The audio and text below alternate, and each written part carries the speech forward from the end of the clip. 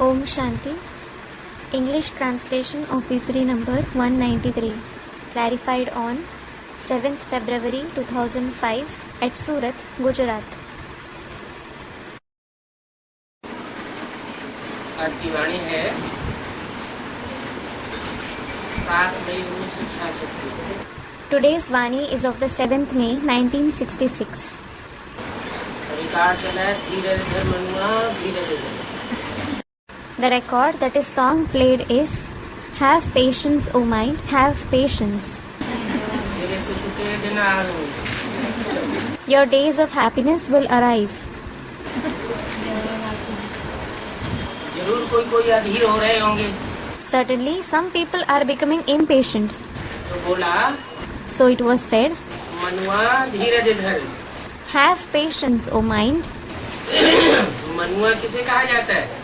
What is called Manua? मनुआ माने मन। Manua means the mind. अव्वल नंबर का मन कौन है? Who is the number one mind? अव्वल नंबर का मन है जो बहुत छलांगे मारता है। The number one mind is the one who jumps a lot. Brahma. Brahma. कौन सा Brahma? Which Brahma? Prajapita Brahma. Student Prajapita Brahma. Prajapita Brahma. Prajapita Brahma. वो मन है कि बुद्धि है? Is he the mind or the intellect? है? वो तो बुद्धि है।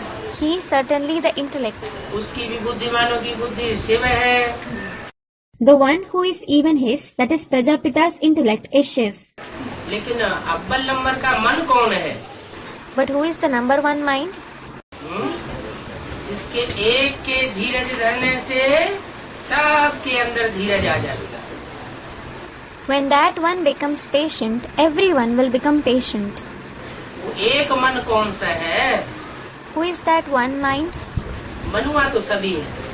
Everyone is certainly a mind. जो भी आत्माएं हैं उनके अंदर संकल्प शक्ति है। All the souls have the power of thoughts. परमात्मा की तो बात ही नहीं। There is no question of the Supreme Soul at all. वो तो मन के संकल्प विकल्प से ही परे है क्योंकि त्रिकालदर्शी है। He is beyond the good and bad thoughts of the mind, as he is Trikaldarshi. उसे मन चलाने की दरकार ही नहीं। He doesn't need to use his mind at all. लेकिन जो पार्ट बजाने वाली आत्माएं हैं उनमें अव्वल नंबर मन कौन है? जो बहुत चंचल होता है। However, the souls who play their part, who is the number one mind among them, the one who is very inconstant? उस एक मन रूपी आत्मा के स्थिर हो जाने से सब स्थिर हो जाएंगे। All will become stable when that one mind in the form of the soul becomes stable. एक के पावन बनने से सब पावन हो जाते हैं और एक के पतित बनने से सब पतित हो जाते हैं। All become pure when the one becomes pure. All become impure when that one becomes impure. वो कौन है? Who is he? ब्रह्मा। कौन सा ब्रह्मा? आदि Brahma. Student replies, Brahma. Which Brahma? Student Adi Brahma. आदि ब्रह्मा। आदि ब्रह्मा कौन है? Adi Brahma. Who is Adi Brahma? रान बाप। आदि ब्रह्मा गीता माता। हाँ, आदि ब्रह्मा गीता माता जिनके साथ परमात्मा शिव पहले मुख से उच्चारण करता है। Student the Father Ram. Another student, Mother Geeta is Adi Brahma. Yes, Adi Brahma, Mother Geeta, is the one through whom the Supreme Soul Shiv speaks for the first time. क्योंकि जिस तन में भी प्रवेश करता हूँ उसका नाम ब्रह्मा रखना पड़ेगा। It is because whichever body I enter, it has to be named Brahma. तो किसमें पहले प्रवेश किया? So, in whom did he enter first? Gita. Gita माता में पहले प्रवेश किया। किस लिए किया? He entered Mother Geeta first. Why did he enter her? ब्राह्मण को ज्ञान सुनने और सुनाने के लिए प्रवेश किया। He entered her to listen and narrate the knowledge. तो जिसमें पहले प्रवेश किया और फाउंडेशन डाला, The one in whom he entered first and laid the foundation, क्योंकि डालना पड़े, it is because he needs to lay it. Foundation डालना पड़े। He needs to lay the foundation. भक्तों का फाउंडेशन नहीं होगा और यज्ञ के आदि में अगर साक्षात्कारों के द्वारा भक्ति का फाउंडेशन न पड़ा होता तो ब्रह्मा बाबा को साक्षात्कार भी न हो पाते। If there isn't the foundation of the devotees, hadn't the foundation of bhakti been laid through visions in the beginning of the yajna, Brahma Baba wouldn't have had visions. तो ब्रह्मा बाबा को साक्षात्कार हुए, Brahma Baba had visions. साक्षात्कार कराता तो शिव ही है, It is Shiv only who gives someone visions. लेकिन उसका ये अर्थ नहीं कि साक्षात्कार कराया तो शिव ने प्रवेश कर लिया। However, it doesn't mean that Shiv entered him when he gave visions. साक्षात्कार तो भक्ति मार्ग में अनेक भक्तों को होते आए। Many devotees have had visions in the path of bhakti. जिन जिन भक्तों को साक्षात्कार हुए वो खुशी में भरपूर हो गए, The devotees who had visions, they were filled with happiness. लेकिन अल्पकाल की खुशी होती है, But it is momentary happiness, सदाकाल की खुशी नहीं हुई। not everlasting happiness. और अंत में जब परमात्मा शिव त्रिमूर्ति के द्वारा इस सृष्टि पर आना होता है तो पहले पहले जो अव्वल नंबर भक्त बनता है उसमें प्रवेश करता है। अव्वल नंबर आत्मा जो बच्चे के रूप में संसार में पहले पहले इस सृष्टि पर आता है, बच्चा बुद्धि आत्मा। When the Supreme Soul Shiv has to come in the end along with the three personalities, he enters the one who becomes the number one devotee first of all, the number one soul who comes in the form of a child in the world first of all, the soul with a childlike intellect. उसमें परमात्मा प्रवेश करके बाद में ब्रह्मा का रूप लेता है। The Supreme Soul enters him and takes on the form of Brahma later on. वो फर्स्ट क्लास रचना तो है, He is definitely the first class creation क्योंकि बच्चा जो होता है वो बाप की फर्स्ट क्लास रचना होता है। because a child is the first class creation of his father, पहलोटी का बच्चा the firstborn child. उसमें लंबे समय की प्योरिटी की पावर समाई हुई होती है। He has long-term power of purity in him. तो फर्स्ट क्लास रचना तो है लेकिन पहली रचना नहीं है। He is certainly the first class creation, but not the first creation. पहली रचना कौन? Who is the first creation? Gita माता, जिसके द्वारा ब्रह्मा बाबा के साक्षात्कारों को सुनने और सुनाने का कार्य हुआ। Mother Geeta, through whom the task of listening and relating the visions of Brahma Baba was performed. क्यों? Why? ब्रह्मा बाबा के साक्षात्कारों को सुनने और सुनाने का कार्य उस माता के द्वारा ही क्यों हुआ? Why was the task of listening and relating the visions of Brahma Baba performed only through that mother? Brahma के द्वारा हो जाता। It could have happened through Brahma. नहीं, माता निमित्त बनते हैं ना जन्म देने में। Student, no. A mother becomes instrument in giving birth. जन्म देने में माता निमित्त बनती है। Does the mother become instrument to give birth? माना ब्रह्मा के द्वारा जो ब्राह्मण पैदा हुए दादा लेखराज के द्वारा, It means the Brahmins who were born through Dada Lekhraj Brahma, वो निमित्त नहीं बने। didn't he become an instrument? माता गुरु की ओर उत्थान है। हाँ, Student, one can't be uplifted without the mother guru. Yes. यज्ञ के आदि में जब परमात्मा शिव को प्रवेश करना होता है तो 3 मूर्तियों के साथ प्रवेश करता है। When the Supreme Soul Shiv has to enter someone in the beginning of the yajna, he enters along with the 3 personalities. तीनों मूर्तियां होनी चाहिए। All the 3 personalities should be present. आदि ब्रह्मा भी होना चाहिए, लव और ला का बैलेंस रखने वाली आत्मा भी होनी चाहिए। There should be Adi Brahma, and the soul who maintains a balance between love and law is also needed. और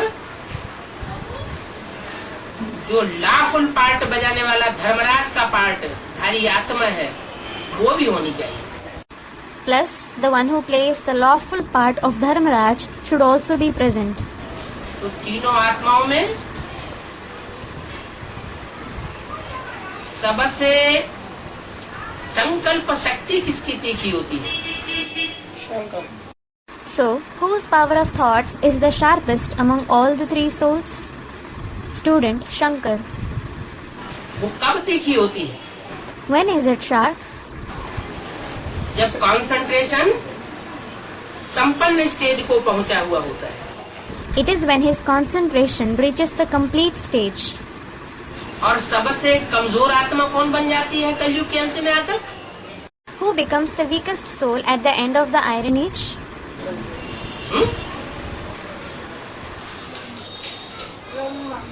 ब्रह्मा। Brahma. माताओं को जितना नीचे गिराया गया है उतना और किसी को नहीं गिराया जाता। The extent to which mothers have been degraded, no one else is degraded to that extent. तो आत्मिक रूप में भी जो माता का पार्ट बजाने वाली है वो भी कलयुग के अंत में गीता माता है। So, the one who plays the part of the mother in the form of a soul, she is Mother Gita at the end of the Iron Age. जो सब धर्मों की माता है, सब धर्म ग्रंथों की माता है। She is the mother of all the religions and all the religious books. और उसको जितना नीचे गिराया जाता है उतना और किसी को नीचे नहीं गिराया जाता। No one else is degraded to the extent she is. वो माताओं की भी माता है। She is the mother of the mothers. कलयुग के अंत में भगवान किसका उद्धार करने के लिए आते हैं? God comes to uplift whom at the end of the Iron Age? माता धरणी माता का उद्धार करने के लिए आते हैं। He comes to uplift the Mother Earth. धरणी पाप के बोझ से बहुत दब जाती है। The earth is suppressed a lot by the burden of sins. जड़ धरणी की बात नहीं है। It isn't about the physical earth. न जड़ धरणी पाप करती है और न जड़ धरणी पुण्य करती है। The physical earth neither performs noble deeds nor does it commit sins. कोई चैतन्य आत्माओं की बात है। It is about some living souls. उन चैतन्य आत्माओं में जो अव्वल नंबर पहली माता है जिसका परमात्मा ने आधार लिया वो है मन रूपी Brahma. The number 1, first mother among those living souls, the one whose support the Supreme Soul took, he is Brahma in the form of the mind. इसके लिए कहते हैं मन के संकल्पों से क्या हुआ? सृष्टि रचना हुई। For him, it is said, what happened through the thoughts of the mind? The world was created. कौन सी पुरानी सृष्टि की रचना हुई या नई सृष्टि की रचना हुई? Which one? Was the old world or the new world created? नहीं, जरूर नई सृष्टि की रचना ही परमात्मा आकर के करता है। The Supreme Soul certainly comes and establishes the new world. हाँ, ज्ञान युक्त संकल्प होते हैं तो नई सृष्टि की रचना होती है। Yes, when you have knowledgeable thoughts, the new world is created. और अज्ञान युक्त संकल्प होते हैं तो सृष्टि की पुरानी दुनिया बनती है। And the world becomes old when the thoughts are full of ignorance. हर आत्मा इस समय संगम युग में अपने लिए नई सृष्टि और पुरानी सृष्टि रच रही है। Every soul is creating a new and old world for itself now in the confluence age. सुख की दुनिया भी रच रही है और दुख की दुनिया भी रच रही है। It is creating the world of happiness as well as the world of sorrow. इसलिए बाबा क्या कहते हैं This is why what does Baba say? कि अभी लास्ट चांस है। This is the last chance. Last chance में क्या करो What should you do now? हैं? राजी रहो और राजी करो। Stay pleased and make others pleased.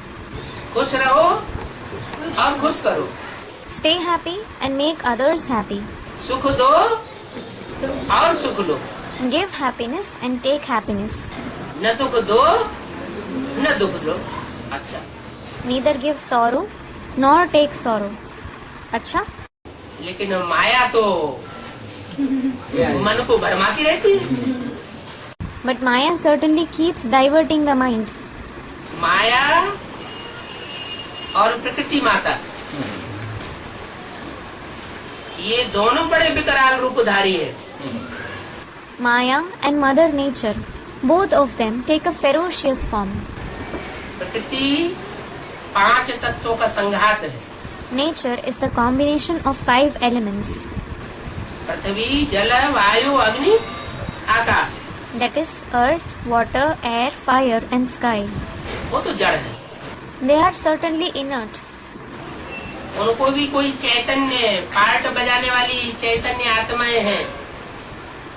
अग्नि देवता, वायु देवता ऐसे कहते हैं ना।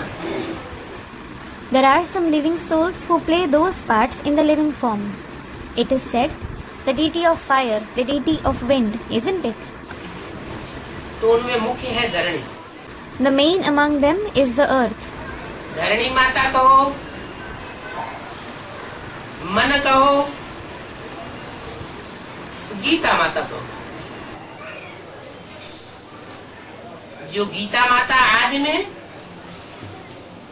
सत्य सनातन धर्म की स्थापना करती है, निमित्त बनती है। Call her Mother Earth, the mind, or Mother Gita, the Mother Gita who establishes the true ancient religion in the beginning. She becomes the instrument. कराने वाला तो करण करावनहार परमपिता परमात्मा शिव ही कहा जाता है। The one who has it done, the Karan Karavanhar, is certainly said to be the Supreme Father, Supreme Soul Shiv. लेकिन नई दुनिया का द्वार खोलने के निमित्त कौन बनती है? However, who becomes the instrument to open the gates of the new world? Gita माता। The Mother. ब्रह्मा के द्वारा मैं स्वर्ग के गेट खोलता हूँ। I open the gates of heaven through Brahma. तो वो तथाकथित ब्राह्मण समझ लेते हैं कि दादा लेखराज ब्रह्मा के द्वारा नई दुनिया के गेट खुलते हैं।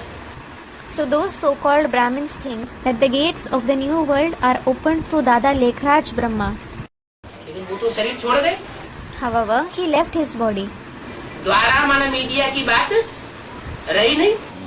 There is no more the question of through, meaning the media. तो बात किसकी है? So, who is it about?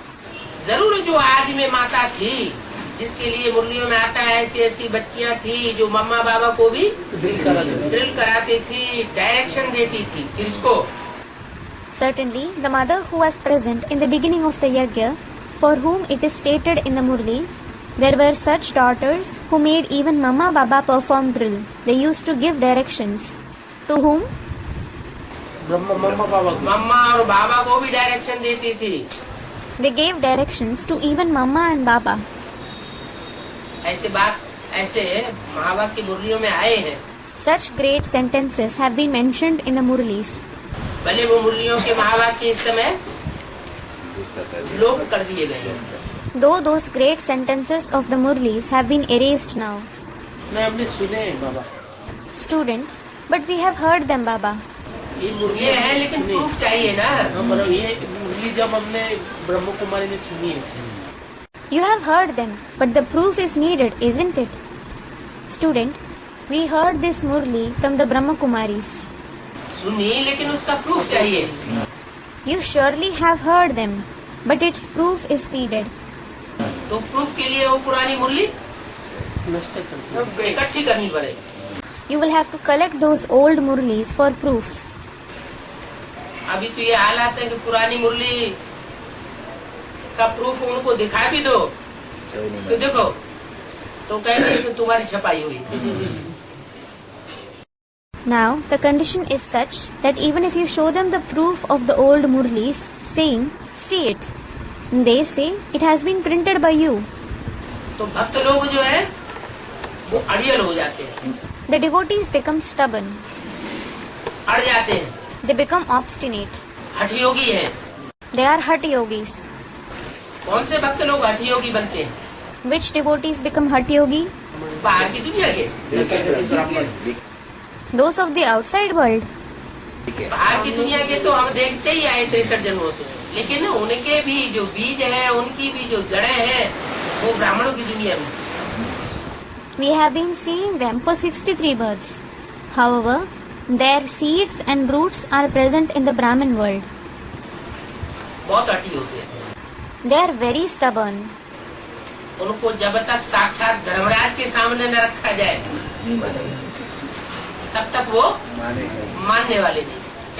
Until they are taken in front of Dharmaraj incarnate, they won't agree. Dharmaraj से तो डर जाएंगे। इसलिए प्रकृति और माया, इन दोनों का सुधार जब तक नहीं होता है तब तक दुनिया की किसी भी मनुष्य आत्मा का कोई भी सुधार नहीं हो सकता। This is why, until nature and Maya reform, no soul of the world can reform in any way. माया तो एकदम जड़ था, Maya is completely inert. पत्थर बुद्धि बताई दी। She was said to be the one with a stone-like intellect. क्या नाम दे दिया उसका? What was she named? हैं?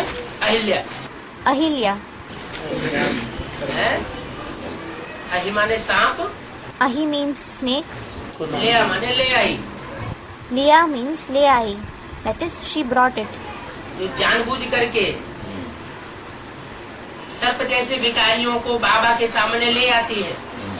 She brings the snake-like vicious people in front of Baba, मना करने के बावजूद भी, even though it is forbidden. तो वो अहिल्या पत्थर बुद्धि बन जाती है।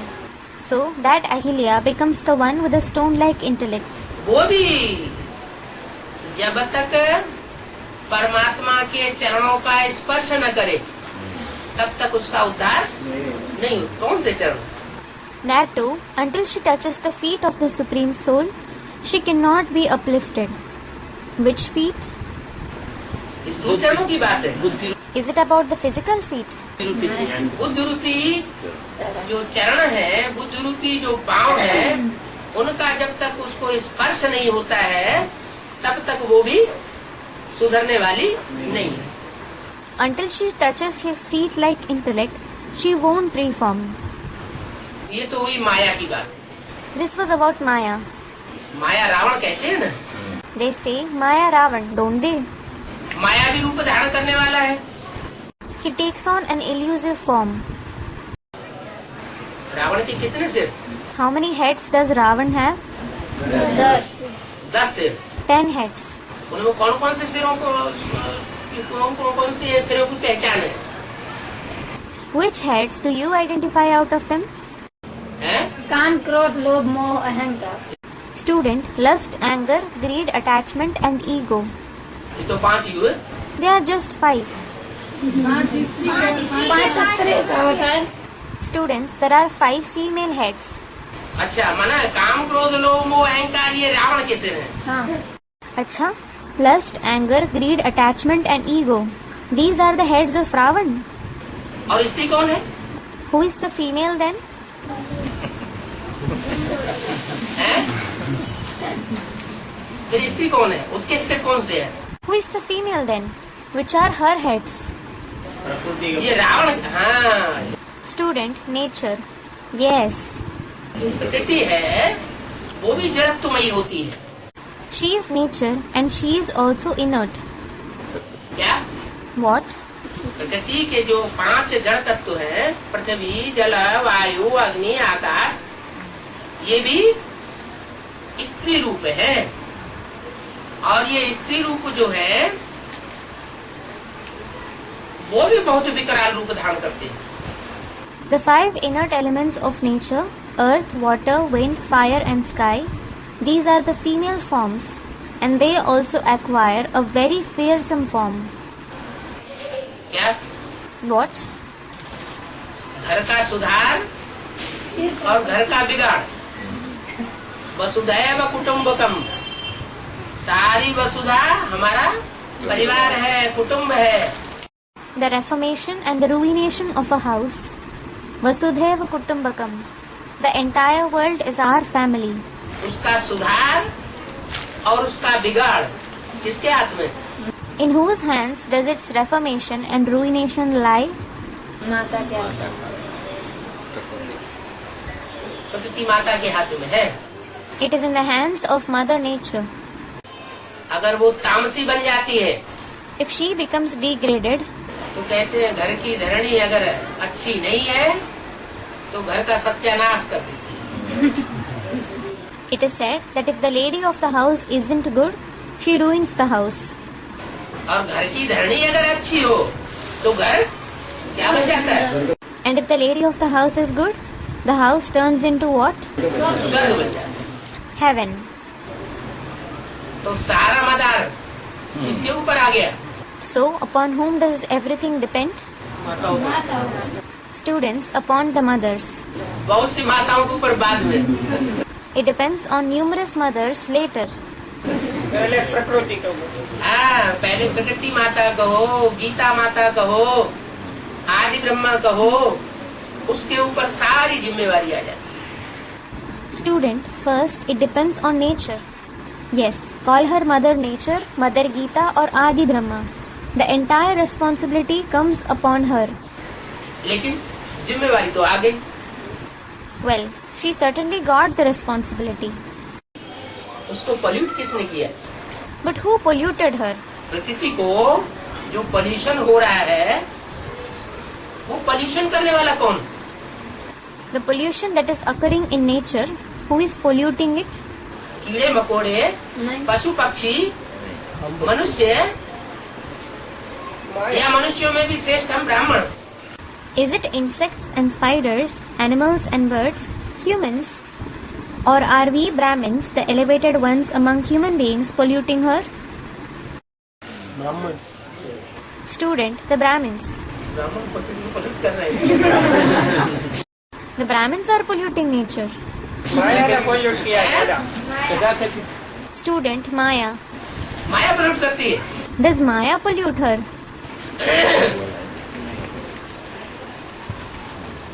जो पॉल्यूशन है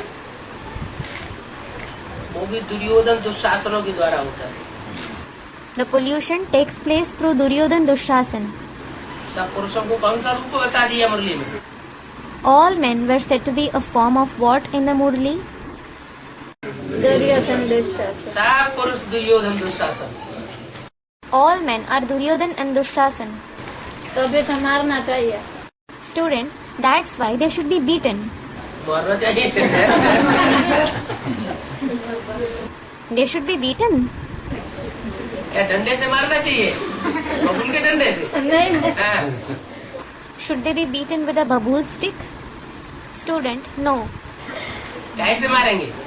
With what will you beat them? Student, through knowledge. Yes. ज्ञान के डंडे बाबा ने दिए हैं. हाँ. Baba has given the stick of knowledge. तो जगदम्बा की भुजा बनेंगे आप. So, you will become an arm of Jagadamba. हाँ. हैं? हैं? Student, Baba has certainly given it, but no one uses it. वो इस्तेमाल नहीं करता सिवाय मनीषा के. No one uses it except Manisha. हैं? अच्छा. अच्छा? तो जगदम्बा जो है, जो पहली माता है, उसके ऊपर जिम्मेवारी तो है, लेकिन जिम्मेवारी तब तक है जब तक उसे पॉल्यूट नहीं किया गया। Jagadamba, who is the first mother, she certainly has the responsibility, but she has it until she is polluted. और जब उसे पॉल्यूशन में डाल दिया गया, उसकी बुद्धि को भरमाए दिया गया, तो फिर उसकी जिम्मेवारी काहेगी? When she was polluted, when her intellect was misled, it is no more her responsibility. कहते ना बरगला लिया। It is said she was misled, isn't it? Ravan किसको बरगलाता है? Whom does Ravan mislead? Ravan ने किसको बरगलाया? Whom does Ravan mislead? Sita को बरगलाया। He misled Sita. कैसा रूप धारण करके बरगलाया? He misled her by taking on which form? साधु का रूप धारण करके बरगलाया। He misled her in the guise of a sage.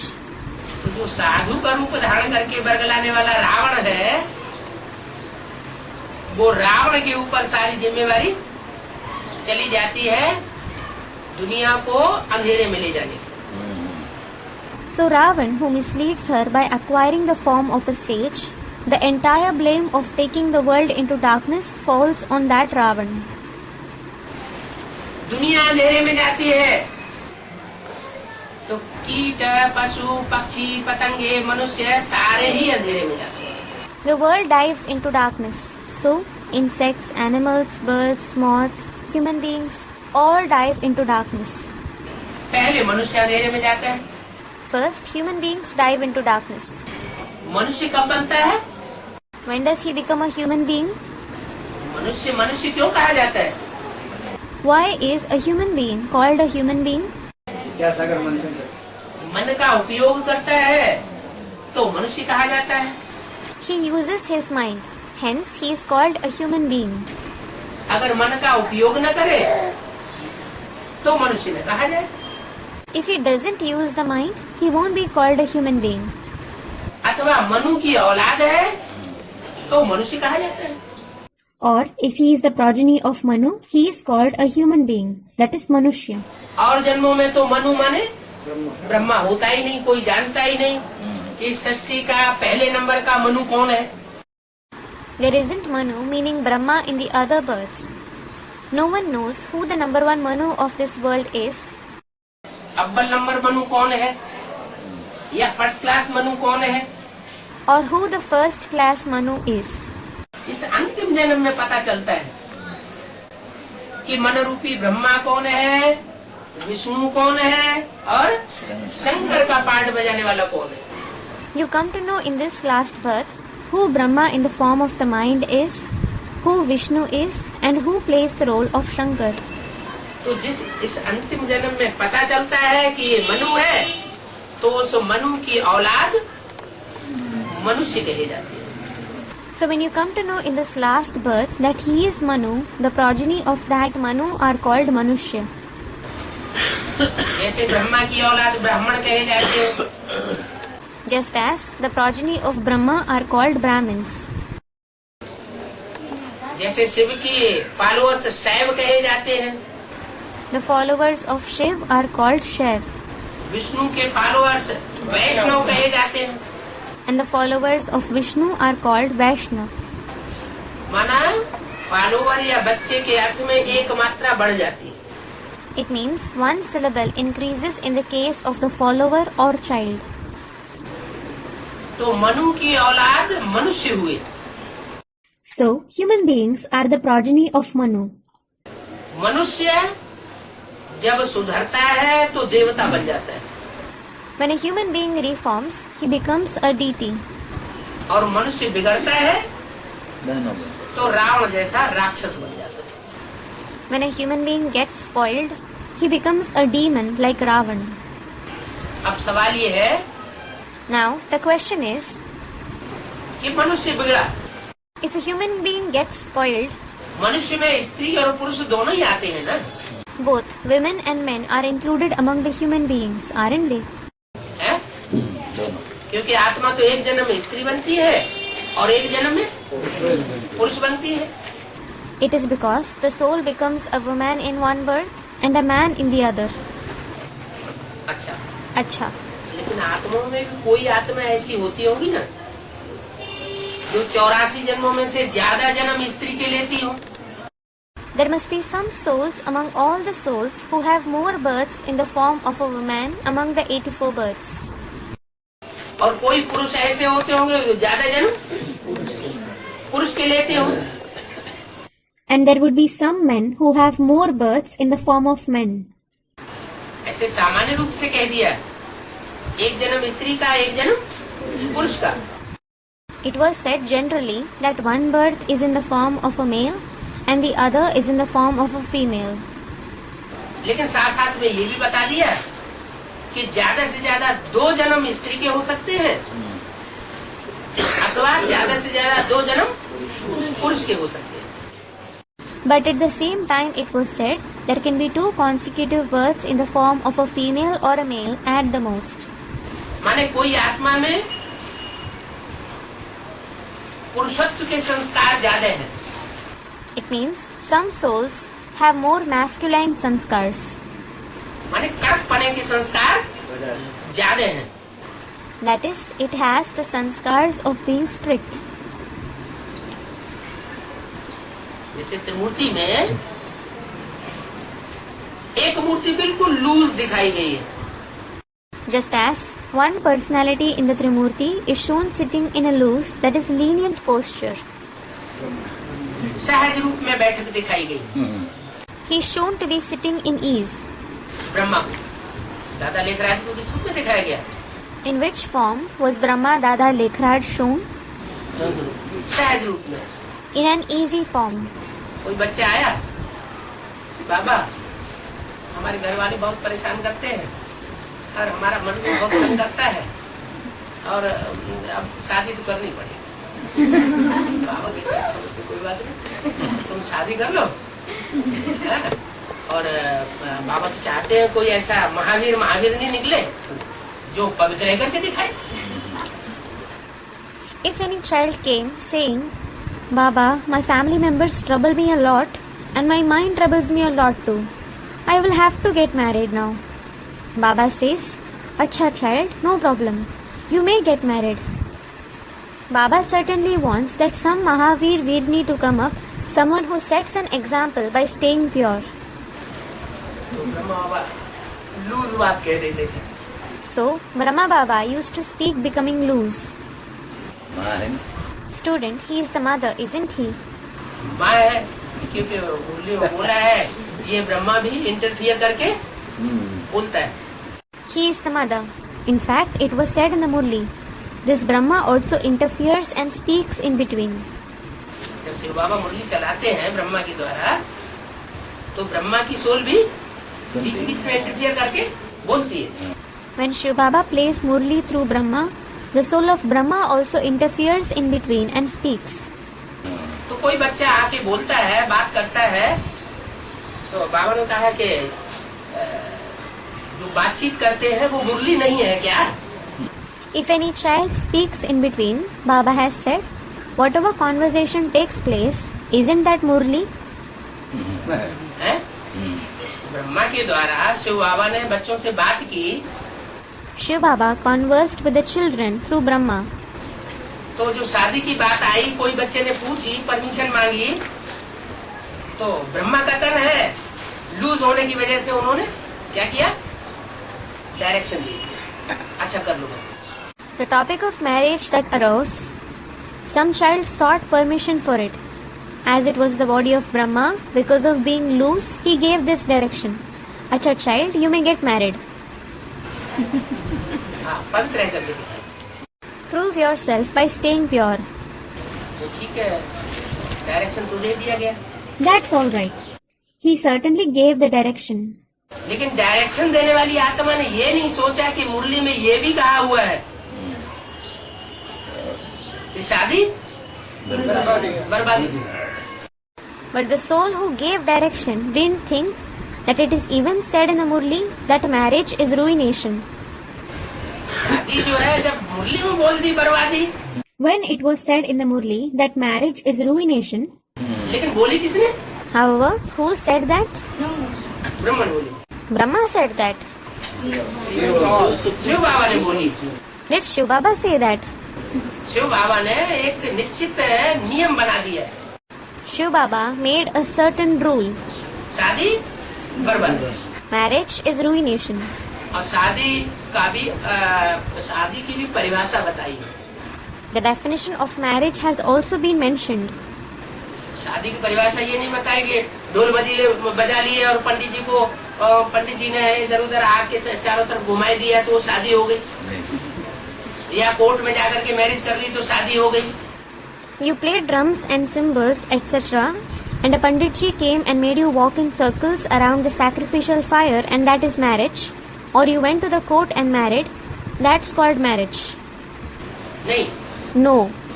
विकार में जाना माना शादी। To marry is to indulge in vices. ये मुरली की परिभाषा है।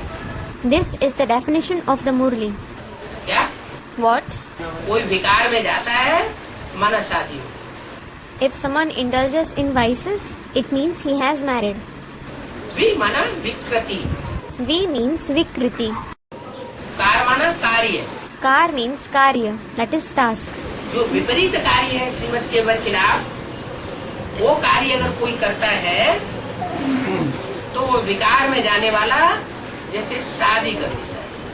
If someone performs a task opposite to Srimad, he who indulged in vices, it is like he got married. अच्छा, Acha? ये तो स्त्री पुरुष की शादी का डायरेक्शन ब्रह्मा बाबा ने तो दे दिया। Brahma Baba certainly gave the direction of marriage between a woman and man. माना इससे ये साबित हो गया, It means it proved एक ही मिसाल नहीं, कई एक मिसाल ऐसे हैं मुरली में। there isn't just one example. There are many of such examples in the Murli. जैसे कोई बच्चे आते हैं, बाबा से कहते हैं बाबा घर बहुत टूटा फूटा है, छोटा सा घर है और बहुत तंग करता है, ज्यादा परिवार के सदस्य हैं। भले बाबा ने आपने बोल तो दिया है कि प्रॉपर्टी नहीं बनानी है, लेकिन अब हमारा काम नहीं चल रहा है, हम बहुत दुखी हैं। Just as some children come and say, Baba, my house is dilapidated. It is a small house. It troubles us a lot. I have a big family. Though Baba has already said that you don't have to build property, I can't do without it now. I am very sad. तो माँ के अंदर तो वात्सल्य है। So, a mother has affection. अच्छा बच्चे कोई बात नहीं, मकान बना लो, भले बनाओ। हाँ भले बनाओ, हाँ बल शब्द जरूर डाल दिया। माँ से न भले। She says, Acha child, no problem. Build a house. Student, you may build it. Yes, you may build it. He certainly used the word may. नहीं बोला भले बनाओ। हाँ भोले भाले का भल माँ के साथ जरूर रहता है। The mother certainly uses the word may, that is bhal, from bhola bhala. भाला नहीं रहता है, नहीं। क्या रहता है? हाँ भोले भाले, तो शिव है भोले और शंकर है भाला, तो शंकर के साथ तो भाला रहता है। और भाले का जो संगी साथी है जन्म जन्म का, उसके साथ रहता है भल। She doesn't use a bhala. What does she use? Bhole bhale. Shiv is the innocent one. Bhole. Shankar is bhala.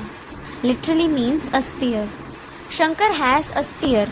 The companion of bhala for many births has bhal with him. तो वो हर बात में भल लगा देते थे। He used the word bhal with everything. अच्छा बच्चे भल शादी कर लो, अच्छा बच्चे भल मकान बना लो। Acha child, you may get married. Acha child, you may build a house. एक कमरा जो है वो बाबा की गीता पाठशाला के लिए रखना। Keep one room for the Gita Pathshala of Baba. और गीता पाठशाला चलाओ, विश्व का कल्याण करो। Run the Gita Pathshala and benefit the world. Permission Brahma से मिल जाती थी, ब्रह्मा से। They used to get that permission from Brahma. है ना, ये हुआ कि माँ जो होती है वो बच्चों के प्रति बहुत लचीली हो जाती है। It proves that a mother becomes very flexible for her children. बच्चा कैसा भी हो, No matter how the child is. नीच से नीचे कार्य करने वाला हो, Though he performs the lowliest actions, दुष्ट से दुष्ट हो, लेकिन माँ अपने बच्चे को अपनी गोद से कभी अलग नहीं करती। He may be the most wicked. A mother never separates her child from her lap. तो ब्रह्मा तो बच्चों के लिए लूज हो जाते थे। So, Brahma certainly became lenient for the children. अच्छा, ब्रह्मा दादा लेखराज की सोल की बात हुई है तो, Acha, that was about the soul of Brahma, Dada Lekhraj. है ना? Isn't it? उसकी भी अम्मा कौन? Who is even his mother? Gita माता तो उसकी भी अम्मा है। Mother Gita is even his mother. वो लचीली होगी या नहीं है? Will she be flexible or not? वो लचीलेपने के संस्कार उसके खून में समाये हुए होंगे या नहीं होंगे? Will she have the sanskars of flexibility in her blood or not? होंगे। Student, she will. स्थूल खून में या सूक्ष्म खून में? Will she have them in the physical blood or the subtle blood? Student, subtle. सूक्ष्म खून कौन कौन सा होता है? Which is the subtle blood? हाँ, संकल्पों का खून जो होता है वो सूक्ष्म खून कहा जाता है। The blood of thoughts is called the subtle blood. जैसे शरीर में दो प्रकार का खून बहता है, काला खून और शुद्ध खून। Just as two kinds of blood runs through the body, impure and pure blood. नसें नाड़ियाँ भी 16,000 मानी जाती हैं शरीर के अंदर। It is believed that there are 16,000 veins and arteries within the body. उसमें आधी नसें नाड़ियाँ काला खून बहने वाली है Half of them carry impure blood और आधी नसें नाड़ियाँ शुद्ध खून बहने वाली है। and the other half carry pure blood. तो जो विराट रूपी पुरुष है, परम पुरुष, सृष्टिकर्ता जिसे कहा जाता है, कर्ता भरता धरता, वो विराट पुरुष की धमनियां जो है वो भी 16,000 है। The cosmic man, the supreme being, that is Param Purush, who is called the creator of the world, the one who is called the creator and the sustainer, he has 16,000 veins and arteries. क्या? What? उन 16,000 नसों नाड़ियों में शुद्ध खून भी बहता है आधे में, और आधे में अशुद्ध खून बहता है। Pure blood flows through half of those 16,000 veins and arteries, and impure blood flows through the other half. माने 16,000 जो नसें नाड़ियाँ आत्मा रूपी हैं, उन 8,000 नसें नाड़ियों में शुद्ध खून बहता है। जब परमात्मा का ज्ञान मिलता है तो वो ज्ञान युक्त होकर के संकल्प चलाने की कोशिश करते हैं। It means among the 16,000 souls in the form of veins and arteries, pure blood flows through 8,000 of them. When they receive the knowledge of the Supreme Soul, they try to generate thoughts becoming knowledgeable. और 8,000 नसें नाड़ियाँ ऐसी हैं जो अज्ञानी गुरुओं से प्रभावित हो जाती है, देहधारी गुरुओं से प्रभावित होकर के, और श्रीमत को भूल जाती, और मनुष्य मत पे आधारित होकर के दुष्ट खून, जो काला खून है, अज्ञान युक्त खून है, वो संकल्पों का खून उनमें बहने लगता है, जैसे परचिंतन करना। And there are 8,000 such veins and arteries which become influenced by the ignorant gurus, bodily gurus, and forget the Srimad. And based on the opinion of human beings, wicked blood, the impure blood of ignorance, starts flowing in them, like thinking about others, that is parchintan. भले रोज मुरली पढ़ेंगे, रोज मुरली उनको सुनाई जाएगी, रोज दूसरे लोग कहेंगे परचिंतन पतन की जड़, स्लोगन लिख करके टांग देंगे परचिंतन पतन की जड़, लेकिन सुबह से शाम तक इस बात को भूल ही जाएंगे। Though they read the Murli every day, the Murli is narrated to them every day. Though others say every day, thinking about others is the route to degradation. Though they write and hang this slogan, they will forget it from the morning till evening. क्या? What? कि परचिंतन करना चाहिए या नहीं कर, फिर भी परचिंतन करने लगते हैं। Whether they should think about others or not, they will still think about others.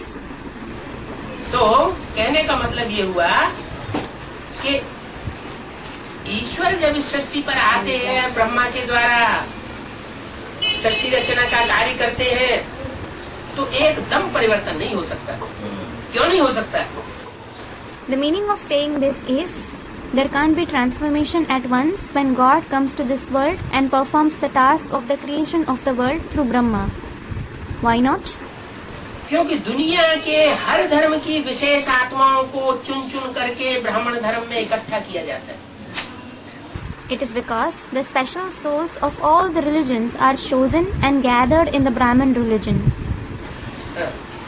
कोई ऐसा धर्म नहीं रहता जहाँ की आत्माओं को चुन करके ब्राह्मण धर्म में न लाया जाता हो, लेकिन श्रेष्ठ आत्मा। There isn't any of such religion whose souls aren't chosen and brought to the Brahmin religion. However, they are elevated souls. क्या?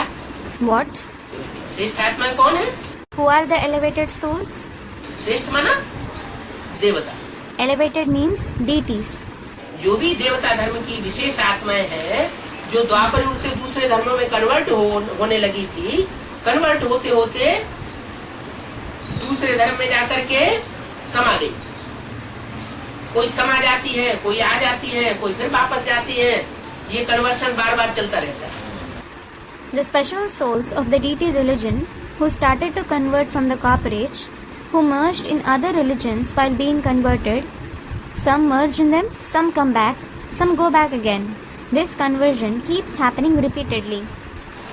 तो वो श्रेष्ठ आत्माएं जो कन्वर्ट हो गई थी, उनको कन्वर्ट हुई आत्माओं को ब्राह्मण बनाया जाता है ब्रह्मा के द्वारा। So, those elevated souls who were converted are made into Brahmins through Brahma. तो उनमें से कुछ है दाईं ओर के धर्म में कन्वर्ट होने वाली, There are some among them who convert to the right side religions. और कुछ आत्माएं हैं जो बाईं ओर के धर्म है, विदेशी धर्म, उनमें कन्वर्ट होने वाली। And there are some souls who convert to the left side foreign religions. जो दाईं ओर के धर्म में कन्वर्ट होने वाली आत्माएं हैं, वो ब्रह्मचर्य को विशेष महत्व देने वाली आत्माएं, जैसे बौद्ध धर्म, संन्यास धर्म, आर्य समाज, सिख धर्म।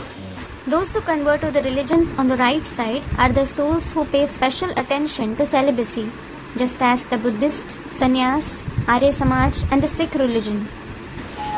ये ब्रह्मचर्य को फिर भी बहुत मान्यता देते हैं। They give a lot of preference to celibacy.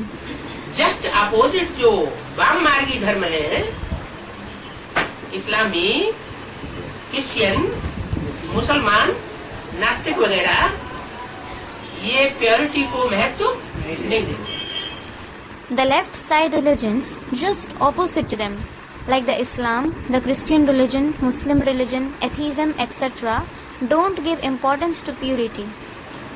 इनके अंदर ये बात समाती नहीं है कि व्यभिचार दुनिया का सबसे बुरा कर्म है, जो सृष्टि को सबसे पतन के गर्त में ले जाता है। It doesn't sit in their intellect that adultery is the worst trait of the world that takes the world into the chasm of degradation the most. व्यभिचार से नरक बनता है, Hell is created through adultery, और अव्यभिचारी वृत्ति से स्वर्ग बनता है। and heaven is created through unadulterous vibrations. ये बात उनकी बुद्धि में नहीं बैठती। This doesn't sit in their intellect. तो इस तरह की जो आत्माएं आकर के ब्राह्मण बनती हैं, जो कि वाम मार्गी धर्मों में बार बार कन्वर्ट होती रही है, तो वो पहले सुधरेंगी ईश्वरीय ज्ञान सुन करके, या दाईं ओर की जो आत्माएं भारत के धर्मों से विशेष कनेक्टेड होकर की रही है, वो पहले सुधरेंगी। So such kinds of souls who come and become Brahmins, who have been converting to the left side religions repeatedly, will they reform first after listening to the Ishwariya knowledge, or will the souls on the right, who have stayed especially connected to Bharat, reform first? जो भारतीय धर्मों में convert होकर के रही है, वो पहले सुधरती है। Those who stayed in the religions of Bharat, they reform first. बाबा की वाणी सुनती है, तो अपने को चेंज कर लेते। They listen to Baba's Vani, so they change themselves. और जो विदेशी धर्मों में कन्वर्ट होकर के रहे हैं, दूसरे धर्म पिताओं के संसर्ग संपर्क में आते रहे, तो संघ का रंग उनके संस्कारों में समा जाता है। Those who stayed converted in the foreign religions came in the contact and connection of the other religious fathers continuously, the color of their company gets merged in their sanskars. वो कितना भी कोसते हैं कि हम श्रीमत पर ही चले, लेकिन फिर बार बार भूल जाते हैं। No matter how much they try to follow Srimad, they forget it repeatedly. उन्हें बार बार उन्हीं देहधारियों से अटैचमेंट हो जाता है क्योंकि पूर्वजन्म के उनके संस्कार हैं। They have attachment with those bodily beings repeatedly because they have such sanskars of the previous births. मतलब ये हुआ कि जो 8000 काला खून बहाने वाली नसें नाड़ियां हैं, चैतन्य आत्माएं हैं जो कि ब्राह्मण परिवार में आ जाती हैं, वो जल्दी सुधरती नहीं। It means the 8,000 veins and arteries who carry dark blood, the living souls who come in the Brahmin family don't reform soon. और क्योंकि विदेशी धर्मों की संसर्ग में रही है, It is because they have stayed in close connection and contact with the foreign religions.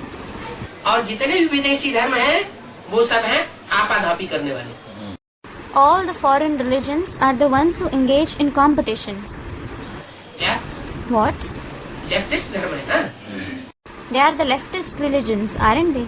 जैसे बाप आते हैं Just as when the father comes, तो बाप के 3 बच्चे हैं, he has 3 children. एक लेफ्ट साइड में बैठा है, एक राइट साइड में बैठा है और एक मिडिल में बैठा है। One is sitting on the left hand side, the other is sitting on the right hand side, and the other one is sitting in the middle. तो झाड़ में भी जो मनुष्य सृष्टि का झाड़ है उसमें भी 3 तरह के तने डालियां हैं। There are 3 kinds of branches in the tree-like human world. एक तो जो नीचे से ऊपर तक सीधा जाता है, वो है सबसे श्रेष्ठ तना। One goes straight up from downwards. That is the most elevated trunk. एक वो है जो तने से दाईं ओर के धर्म निकलते हैं, One is the branch from which the righteous religions emerge. वो भारतीय धर्म। They are the religions of Bharat. और तीसरे नंबर के वो हैं जो बाईं ओर के वाम मार्गी धर्म निकलते हैं, विदेशी धर्म। And the third kind is the left side religions of the foreigners. तो 3 है। So there are 3 parts. तीनों में सबसे पहले सुधार किसका होता होगा? Which part would reform first among the 3? देवता धर्म होता है? ऊपर जाने वालों का। Student of those who go up. हाँ तो अब वो तो ठीक है ऊपर जाने वाला, लेकिन बाबा के भी तो 3 बच्चे हैं, ब्रह्मा, विष्णु और Shankar. Yes, it is correct that the one which goes up reforms first. However, Baba also has 3 children, Brahma, Vishnu and Shankar. तो उनमें सबसे पहले सुधार किसका होगा? So, among them, who will be reformed first? सबसे पहले मुख्य एक्टर जो है वो है?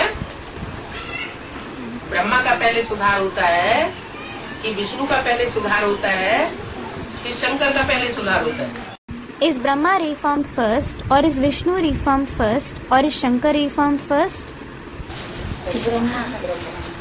ब्रह्मा का पहले सुधार होता है Brahma reforms first. और होना चाहिए। He should reform first. क्यों होना चाहिए? Why should that happen? है? क्योंकि माता का पार्ट बजाने वाली आत्मा है ना। It is because he plays the role of a mother. तो माता का जो पार्ट बजाने वाली आत्मा है, जिसे सीता भी कहते हैं, अव्वल नंबर सीता कहो, तो उनको बरगलाया जाता है। So the soul who plays the role of the mother, who is called Sita, call her the number 1 Sita. She is misled. क्या? What? रावण जो है वो साधु का रूप धारण करके छल छिद्र कपट करके उन कन्या माताओं को क्या करता है? Ravan takes on the form of a sage, weaves a web of deceit, and does what to those maidens and mothers? बरगला लेता है। He misleads them. माने बुद्धि को भ्रमित कर देता है। It means he confuses their intellect.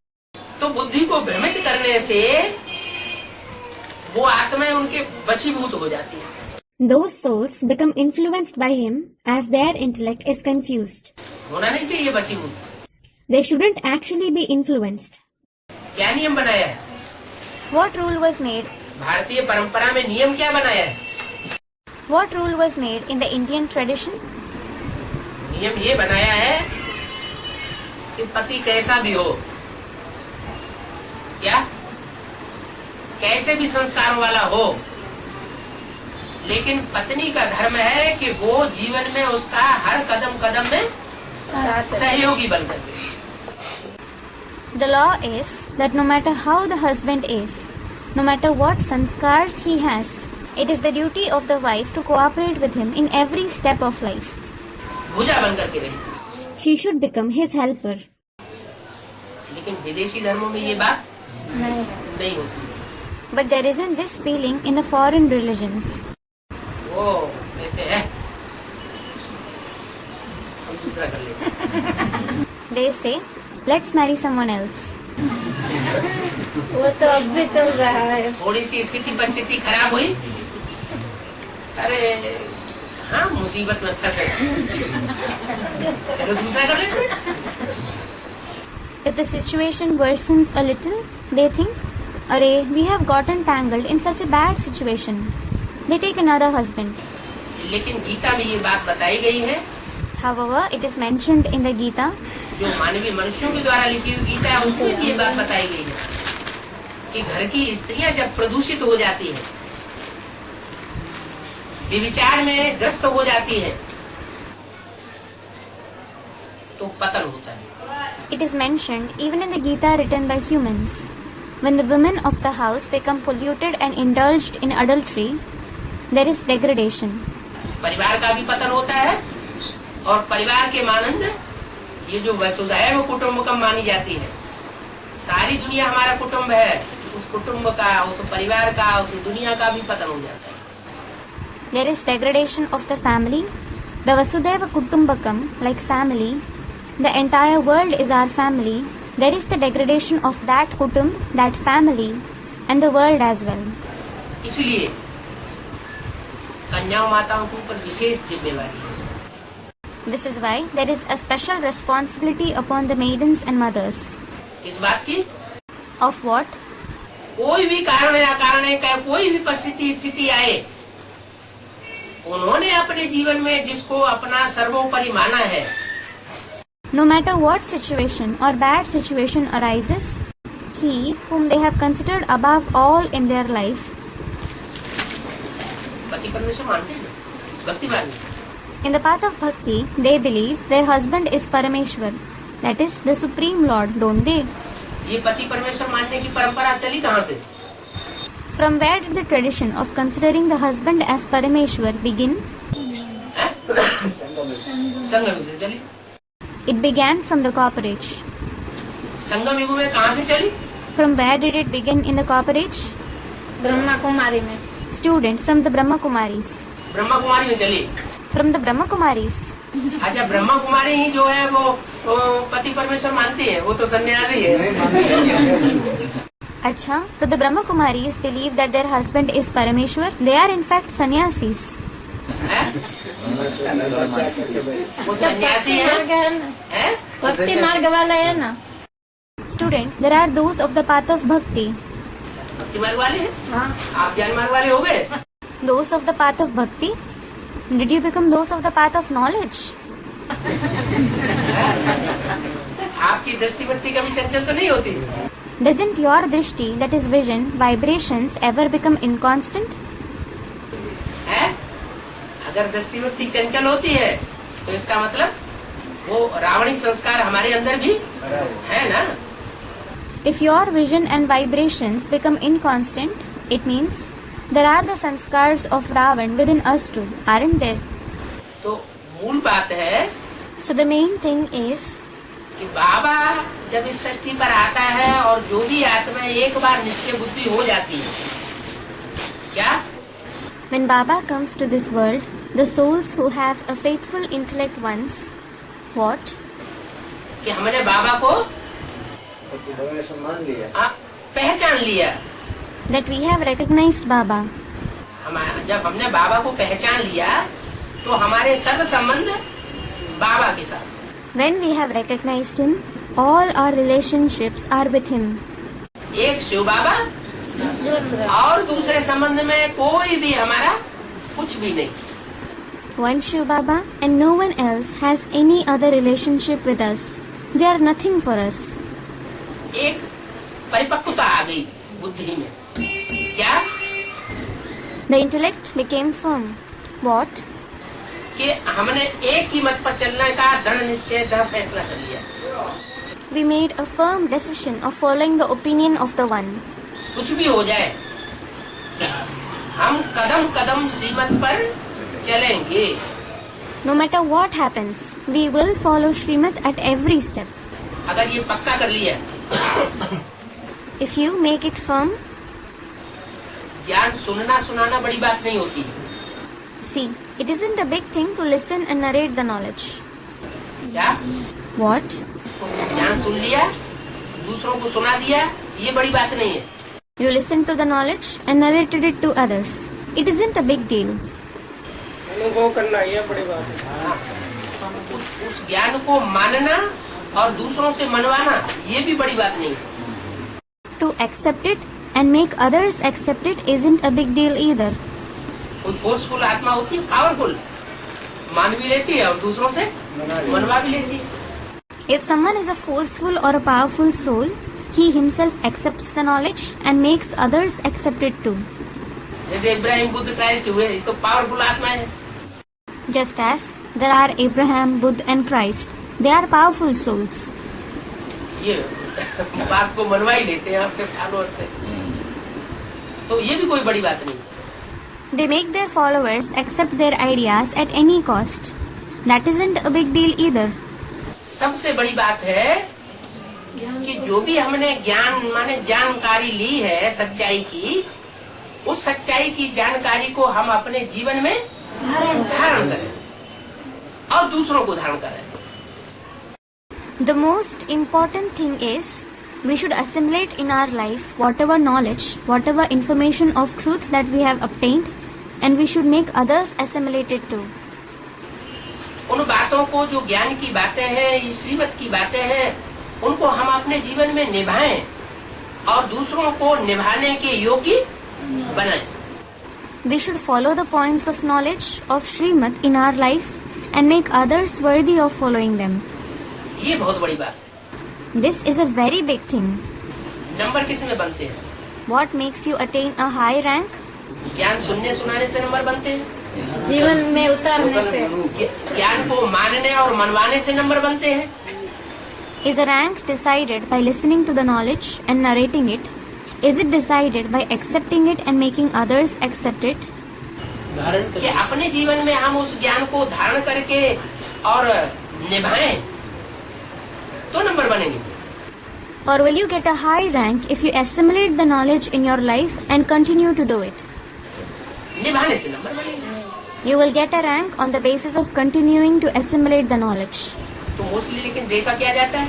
However, what is seen mostly? सुनना और सुनाना। कोई सुनाते हैं, बहुत सुनाते रहते हैं, दूसरों को सुनाते रहते हैं, सुनते रहते हैं, बहुत अंदर से अहंकार आ जाता है, हम बड़े प्रकांड विद्वान हो गए, हम बड़े अच्छे भक्त हैं, भगवान के सबसे अच्छे बच्चे, हम ज्यादा ज्ञान में इंटरेस्ट लेते हैं। There are some who keep narrating a lot to others. They also keep listening a lot. They have a lot of ego within. I have become a great scholar. I am a very good devotee. I am the best child of God. I have more interest in knowledge. Powerful आत्मा होती है उनमें, तो उनको ये अहंकार आ जाता है कि देखो हम कितनी सर्विस करते हैं, कितना रिजल्ट निकलता है। If there is any powerful soul among them, he has the ego. Look, I do a lot of service. It yields a great result. हमने इतने लोगों से बात मनवा दी, इतने लोगों को कन्वर्ट कर दिया, हमने इतने लोगों को ज्ञान सुनाया, ये सारा परिवर्तन हो गया। I made so many people accept the knowledge. I converted so many people. I narrated knowledge to these many people and all of them transformed. अब जिसके अंदर अहंकार आएगा, Now, the one who becomes egotistic, ज्ञान तो ऊपर वाले का है, हमारा तो नहीं है, the knowledge is of God. It isn't ours. लेकिन उसने अहंकार ये धारण कर लिया कि हमने ऐसा कराया। However, he had the ego that he did it. तो जिसके अंदर अहंकार आता है, वह परमात्मा से प्राप्ति करने योग्य नहीं है। So, he who becomes egotistic doesn't remain capable of attaining anything from the Supreme Soul. तो दोनों बातों में कोई फायदा नहीं है। So, there is no benefit in both the things. सुनने सुनाने से भी कोई फायदा नहीं और मानने और मनवाने से भी कोई फायदा नहीं। There is no benefit in listening and narrating the knowledge or accepting knowledge and making others accept it. फायदा किस बात में है? What really brings benefit?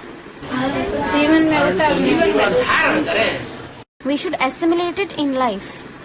जो भी ज्ञान सुना है उसको हम अपने जीवन में उतार लें।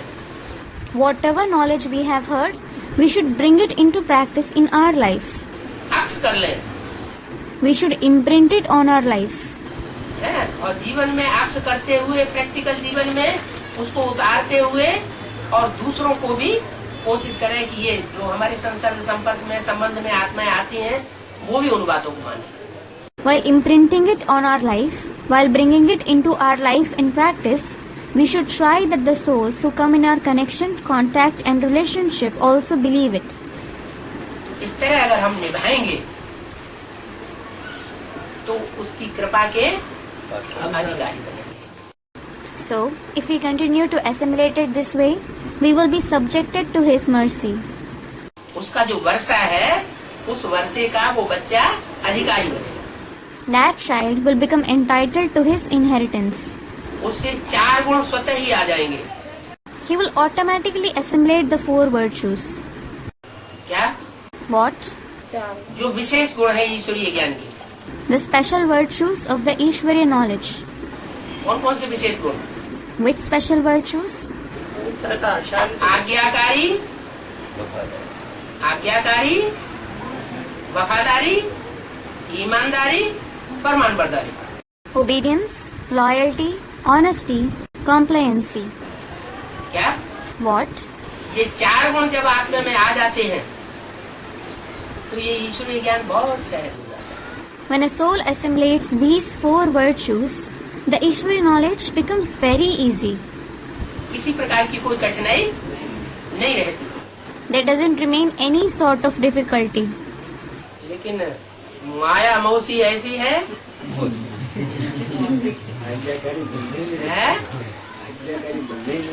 कि आज्ञाकारी बनने नहीं देती, श्रीमत पर चलने नहीं देती और निभाने की स्टेज तक आने ही नहीं देती। However, Aunt Maya is such that she doesn't let us become obedient. She doesn't let us follow the Srimad and doesn't let us reach the stage of keeping it constant at all. तो ये सारी बातें जो हैं एक के लिए लागू हो रही। All these points are applicable to the one. अब सवाल ये है कि माताएं अगर बरगलाई जाती हैं दुर्योधन दुशासनों के द्वारा, रावण संप्रदाय के द्वारा, तो उनकी बुद्धि को उनके प्रभाव से कैसे निकाला जाए? Now, the question is, if mothers are misled by Duryodhans, Dushasans, by Ravan's community, how to rescue their intellect from their influence? घर घर की ये परिस्थिति है। This is the condition of every house. क्या? What? घर घर में मिट्टी के चूल्हे हैं। There are earthen stoves in every house. घर घर में झगड़ा है। It means there are disputes in every house. झगड़ा होता ही तब है जब इम्प्योरिटी होती है। Disputes arise only when there is impurity. जब इम्प्योरिटी होती है तो झगड़ा होता है। When there is impurity, there are disputes. Purity होती है तो यूनिटी बनती है, झगड़े का नाम निशान नहीं होता है। When there is purity, there is unity. There isn't the name and trace of any dispute. तो ये झगड़े की दुनिया, कलह कलेश की दुनिया, इसको नष्ट करने का मूल मुद्दा क्या निकला? So what turned out to be the primary solution to destroy this world of fights, quarrels and disputes? Purity. Student, purity. हाँ, तो आए कैसे? Yes. How will it come? वो माता की बुद्धि जो इम्प्योर बना दी है, साधु का रूप धारण करके, बातें करके, उसको कैसे सुधारा जाए? The mother's intellect that has been made impure by taking the form of a sage and talking to her in that way, how should it be reformed? उसको मार के Student, through beating. मार के सुधारा जाए? रावण ले आया बगाड़ी थी। अच्छा, तो It should be reformed through beating. अच्छा? तो मुरली में बताया है कि किसी को मार करके दुख दो। ऐसे नहीं मारना। हाँ, कैसे ज्ञान मारना? दंड से मारना। अच्छा, तुम ब्रह्मा कुमार कुमारी हो, ज्ञान दंडों से मारती हो तो तुम्हारे पास आती है? Has it been said in any murli that you should give sorrow to someone by beating them? Student, no, not by beating in that way. How to beat them? Student, beat them with the stick of knowledge. When you beat the Brahma Kumar Kumaris with the stick of knowledge, do they come to you? नहीं आती है, दूर दूर भागती है। दूर दूर भागती है और सबको भगा ले जाती है। Student, they don't. They run far away. They run far away and make everyone run away. फिर तो फायदा होता है, नुकसान होता है? नुकसान होता है। नुकसान होता है। तो ये तो बात आपने सही नहीं बताई और बाबा की मुरली की नहीं बताई।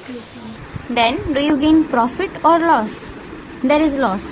You didn't give the right answer and it isn't according to Baba's Murli. उनके प्रति आपकी शुभभावना शुभकामना हुई? Did you have good wishes and good feeling for them? अगर डंडे चला दिए, If you use the stick, कोई ब्रह्मा कुमार कुमारी समझने आता है या आप उन्हें समझाने जाते हैं और डंडे के ऊपर डंडे बरसाना शुरू कर देते हैं?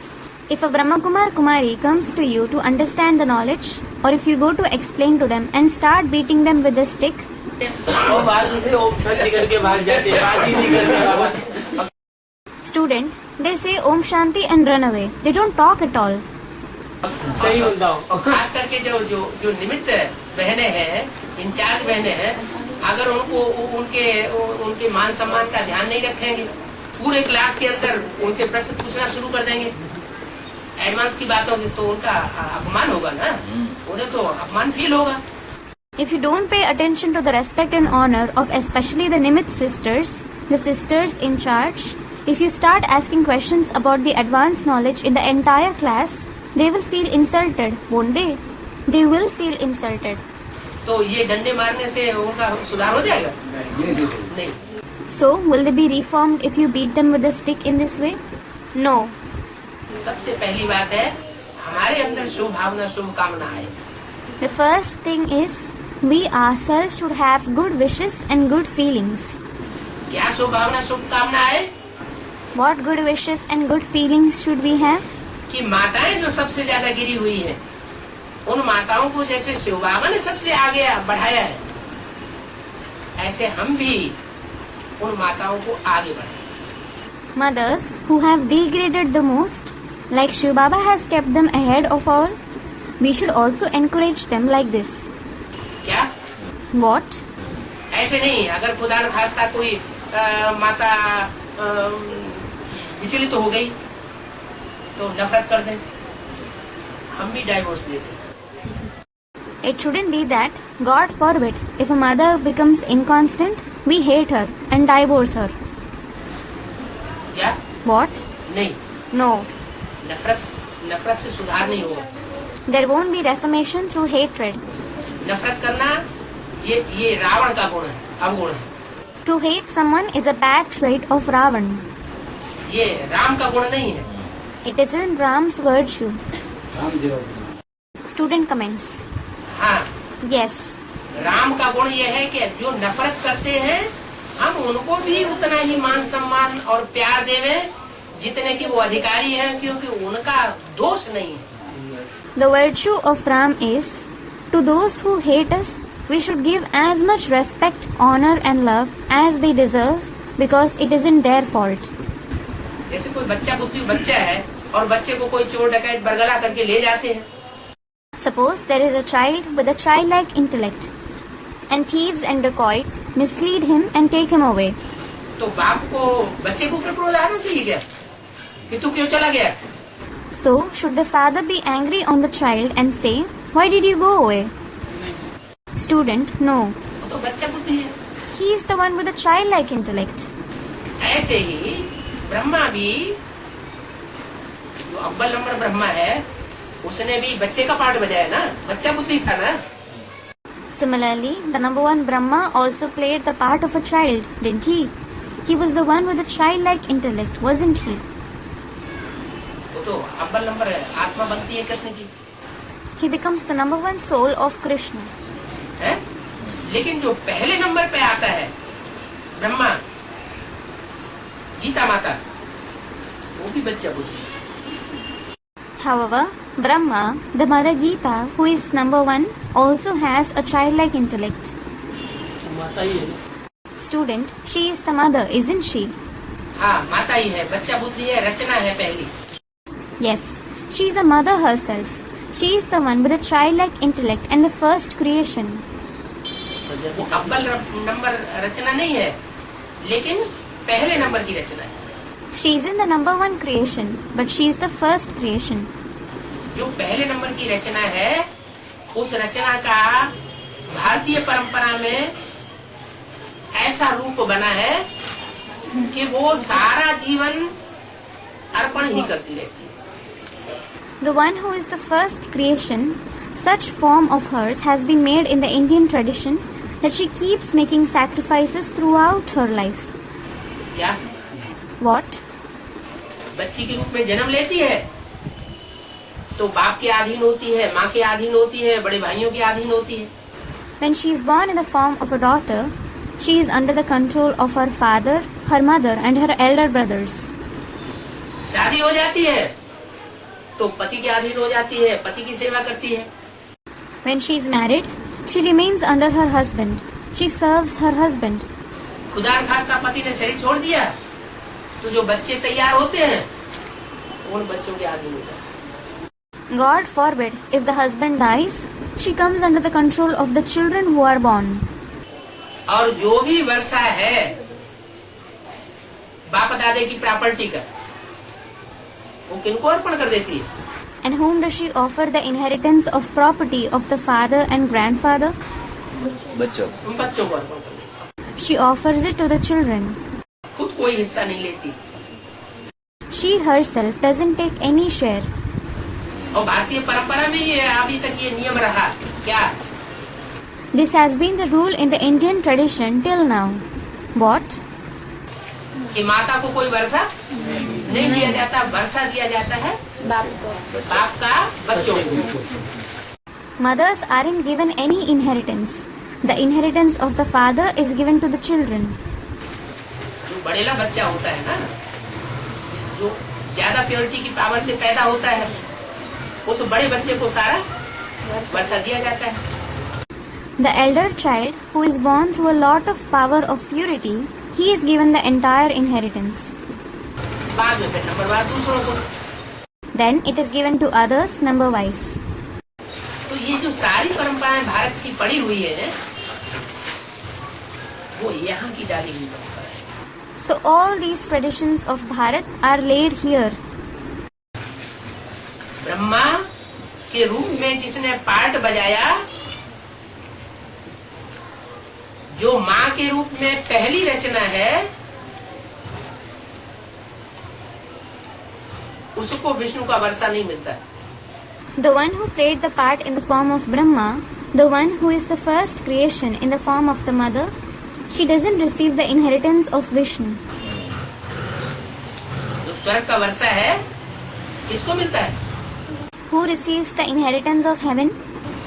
Krishna Student, child Krishna. नहीं, कृष्ण तो शरीर बच्चे को छोड़ दिया मिलता है, ना। बच्चे को मिलता है। No, Krishna left his body. Student, the child receives it. हाँ, बच्चे को वर्षा मिलता है। Yes, the child receives the inheritance. तो वो बड़ा बच्चा कौन हुआ? So, who is that eldest child? वो कृष्ण हुआ ना। Student, Krishna. कृष्ण तो जब नई शक्ति होगी तब होगा। उसको भी जन्म देने वाला कौन हुआ जो विश्व की बात सही लेता है? Krishna will be present in the new world. Who is the one who gives birth even to him? The one who receives the emperorship of the world. वो तो सिर्फ सतयुग की बात सही लेगा ना। He, that is Krishna, will take the inheritance of just the golden age. Prajapita Brahma. Student, Prajapita Brahma. Prajapita Brahma हुआ ना। It is Prajapita Brahma, isn't it? तो प्रजापिता वाली आत्मा जो है वो तो जैसे शिव बाबा का पहलौठी का बच्चा हो गया। So, the soul of Prajapita is the firstborn child of Shiv Baba. क्या? What? पहले नंबर का, The first child. पहले नंबर का बच्चा हुआ जो डायरेक्ट नर से नारायण बनता है, नारी से लक्ष्मी वैष्णो देवी बनती है। लेकिन वैष्णो देवी तो 2 नंबर का वर्ष है। He is the first child who becomes Narayan from a man directly, and Vaishnav Devi becomes Lakshmi from a woman. However, Vaishnav Devi is the number 2 inheritance. Shiv बाबा तो रुद्र रूप धारण करने वाला है। Shiv Baba is the one who takes on the fearsome form. Rudra भी है, He is also Rudra. Rudra ज्ञान यज्ञ रचता है। He organizes the Rudra Gyan Yajna. तो रुद्र ज्ञान यज्ञ का जो पहली प्राप्ति है वो तो बड़े बच्चे को प्राप्त होती है। The eldest child receives the first attainment of the Rudra Gyan Yajna. Shiv की 3 मूर्तियाँ कही जाती हैं, 3 personalities of Shiv are famous: Brahma Vishnu Shankar. Brahma, Vishnu and Shankar. Brahma की भी मूर्तियाँ कही जाती हैं, त्रिमूर्ति ब्रह्मा कह देते हैं भक्ति मार्ग में। The personality of Brahma is also known. It is said Trimurti Brahma in the path of Bhakti. लेकिन बड़ा बच्चा कौन? However, who is the eldest child? त्रिमूर्ति ब्रह्मा कहते हैं, लेकिन कहते हुए भी They do say Trimurti Brahma, but even while saying this, बड़ा बच्चा Shankar. student, the eldest child is Shankar. बड़ा बच्चा हुआ ना, He is the eldest child, isn't he? तो जो बड़ा बच्चा है उसको वर्षा मिलता है। So, the eldest child receives the inheritance. लेकिन वो बड़ा बच्चा आता कहाँ से है? But from where does that eldest child come? वही माता के माता से ही तो आएगा। Student, from that very mother. He will certainly come from the mother. लेकिन माता को क्यों नहीं वर्षा मिलता Why don't the mothers receive the inheritance then? है? माता को सब बच्चे एक जैसे होते हैं। Student, all the children are equal for a mother. जैसे अब पिता को नहीं होते एक जैसे। They are equal? Aren't they equal for the father? होते हैं, मगर पिता के सामने जो बच्चा बोलता है उसे पिता पिता के सामने नफरत। बोलता है, पिता के सामने बोलती बंद हो जाती है।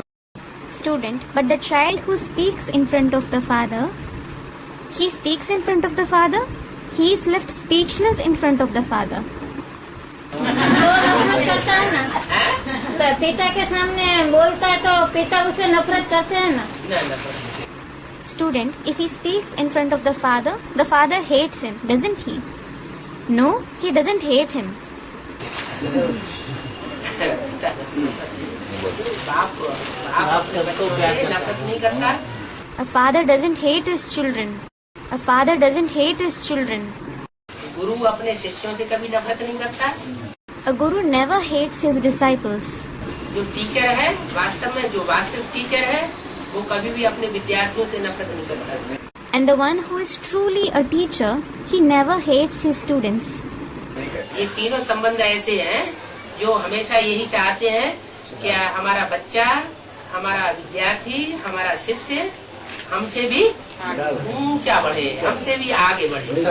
हाँ, All these 3 relations are such who always want that their child, their student, their disciple goes higher than them, ahead of them. Student comments, yes.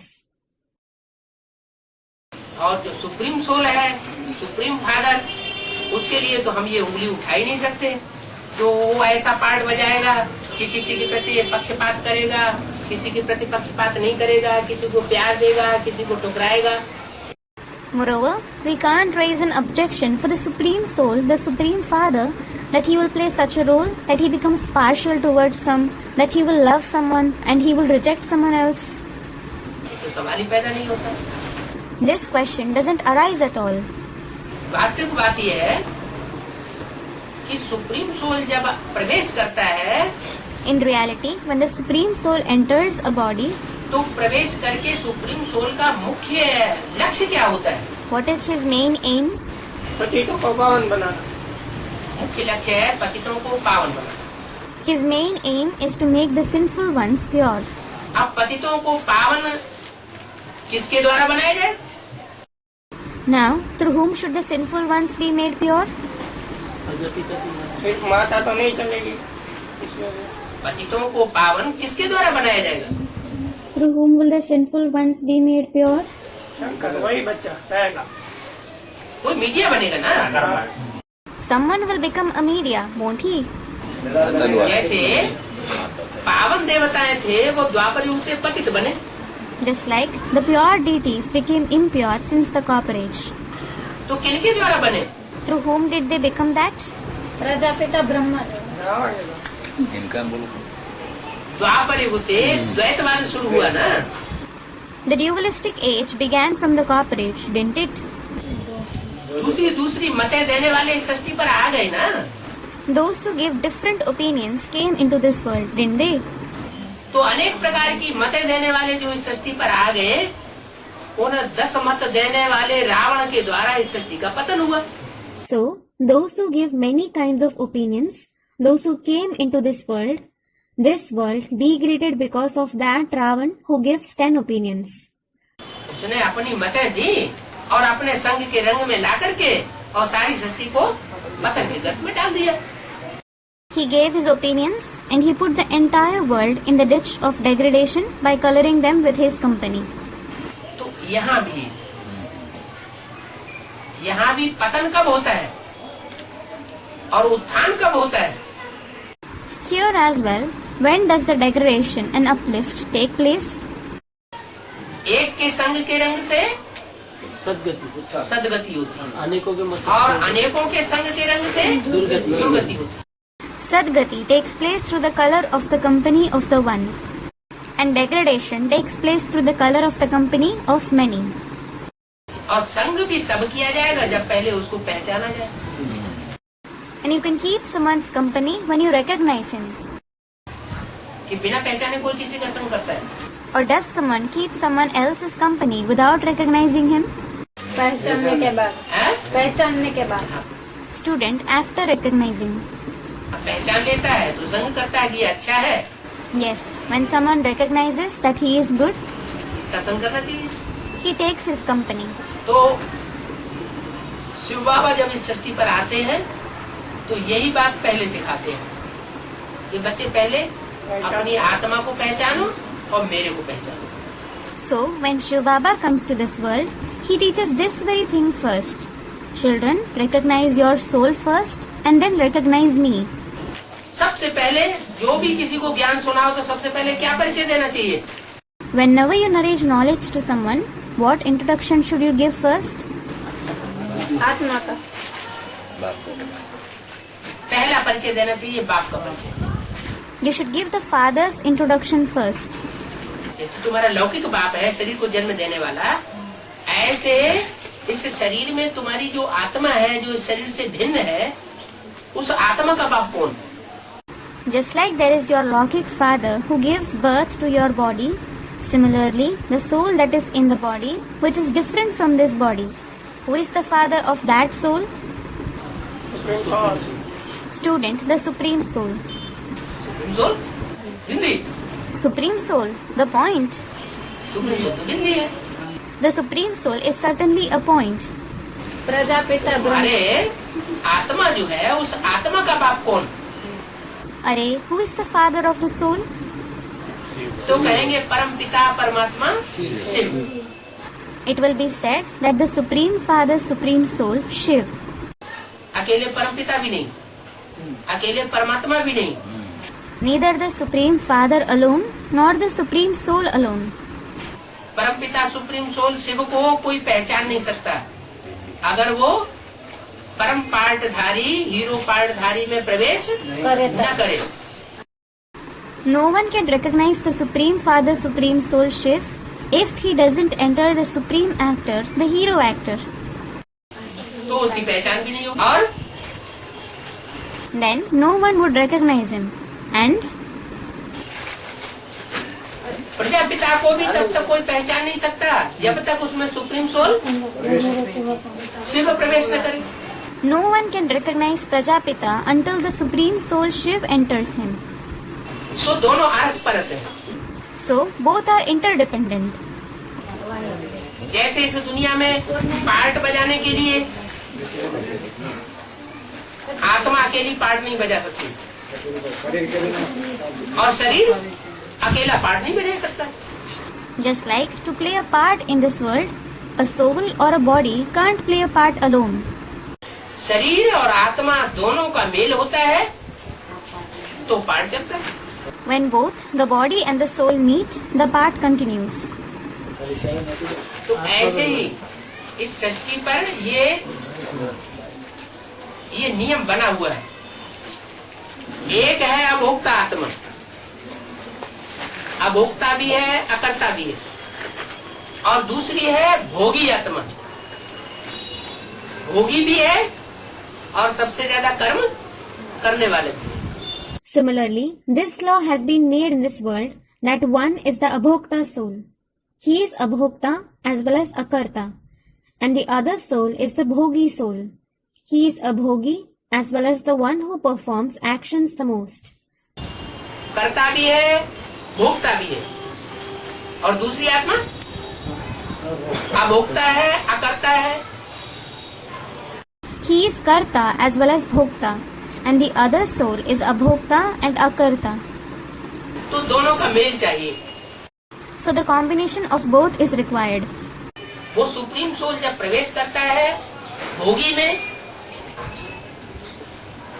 और कर्मेंद्रियों से कार्य करने वाले में, When that supreme soul enters that bhogi and the one who performs actions through the karmendriya, रंगमंच पर सबसे ज्यादा पार्ट कौन बजाता है? who plays the longest part on a stage? मुख्य actor, Student, the main actor. मुख्य एक्टर कौन होता है? Who is the main actor? मुख्य एक्टर हीरो पार्टधारी कहा जाता है। The main actor is called the hero. तो हीरो पार्टधारी जो सबसे ज्यादा कर्मेंद्रियों से पार्ट बजाता है, उस कर्मेंद्रियों से पार्ट बजा करके इस सृष्टि पर सुख और दुख सबसे ज्यादा भोगने वाला जो बनता है वो है परमात्मा कहा जाता है। So, the hero who plays a part through the karmendriya the most, the one who experiences happiness and sorrow the most in this world by performing actions through the karmendriya, he is called the supreme soul. अन्य आत्माओं के बीच में जो भी पार्टधारी आत्माएं हैं, भोगी आत्माएं हैं, कार्य करने वाली सृष्टि रूपी रंगमंच पर आत्माएं हैं, उनमें सबसे ज्यादा सुप्रीमेसी का पार्ट बजाने वाली जो आत्मा है, राम की आत्मा, उसमें जब तक सुप्रीम सोल प्रवेश न करे तब तक दोनों में से दोनों की पहचान नहीं हो सकती। It means, among the actor souls, the bhogi souls, the souls who perform actions on the stage-like world, the soul who plays the part of supremacy the most, the soul of Ram, until the supreme soul enters him, both can't be recognized. तो पहचान जरूरी है। So, the introduction is a must. इसलिए बाबा मुरलियों क्या कहते हैं, किसी को ज्ञान सुनाओ तो सबसे पहले क्या करो? This is why, what does Baba say in the Murli? When you narrate knowledge to someone, what should you do first? बाप का परिचय दो। Give him the introduction of the Father. उनको बताओ बेहद के दो बाप है, Tell him that there are two unlimited fathers. एक आत्माओं का बाप, बिंदु बिंदु आत्माओं का बाप ज्योति बिंदु Shiv. One is the father of the souls, the point of light Shiv, the father of all point souls. तुम सब ज्योति बिंदु आत्मा हो। You are all point of light souls. तुम्हारी ज्योति बिंदु आत्मा की रोशनी इन आंखों से निकल रही है, The light of your point of light soul is radiating through these eyes. तो कोई दिन भी समझ में आ जाएगा कि जब तक इस शरीर में आत्मा है तो ये रोशनी निकल रही है, आत्मा निकल जाएगी तो आंखें बटन हो जाएंगी।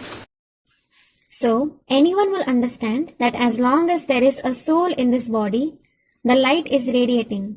And when the soul leaves it, the eyes will become like buttons. तो आत्मा का भी परिचय मिल जाता है, परमात्मा का भी परिचय मिल जाता है। So, you receive the introduction of the soul as well as the supreme soul. सामान्य रूप से नहीं, जैसे ब्रह्मा कुमार कुमारियों में दिया जाता है। Not generally, like it is given among the Brahma Kumar Kumaris. बेहद के रूप से। In the unlimited sense. क्या? What? एडवांस रूप से। संपूर्ण परिचय देना है। ऐसे नहीं मैं आत्मा बिंदु, परमात्मा भी बिंदु, सुप्रीम सोल बिंदु, तो नहीं समझ में बैठेगा, पूरी बात नहीं आएगी समझ में। In the advanced form, you have to give the complete introduction. It shouldn't be that you just explain, I the soul am a point and the supreme soul is also a point. No one will understand that. They won't understand it completely.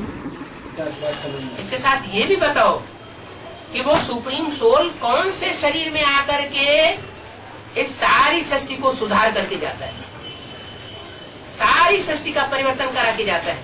पतित शरीर। Also tell them in which body the Supreme Soul comes and reforms the entire world with this. Student, he comes in an impure body. हाँ, पतित तन में तो आता है, लेकिन वो है कौन? Yes, he does come in a sinful body. But who is he? Hero पाठधारी कौन है? Who is that hero actor? Student, Prajapita. वो नाम रूप गुण धाम कर्तव्य सब चाहिए। His name, form, virtue, abode and duty, everything is required.